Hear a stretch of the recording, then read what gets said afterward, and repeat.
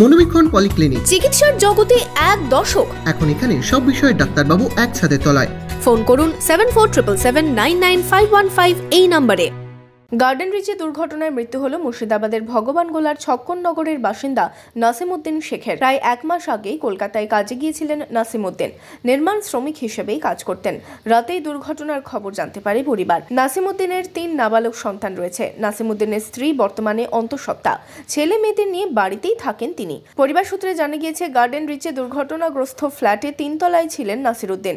Building ভেঙে সেখানেই চাপা পড়ে সে। পরে তার দেহ উদ্ধার হয়। ওই বিল্ডিং এ কাজ করত আল্লাহ রে, 3 তলায় বলে শুয়েছিল রে, শুয়েছিল। আমার 3টা ছেলে মেয়ে রে, পেটে দিয়ে এখন 4টা রে। বিল্ডিং ভেঙে পড়েছিল, বিল্ডিং পুরো উপরে পড়েছিল, তার মানে কেটে কেটে বার করছিল সবকে।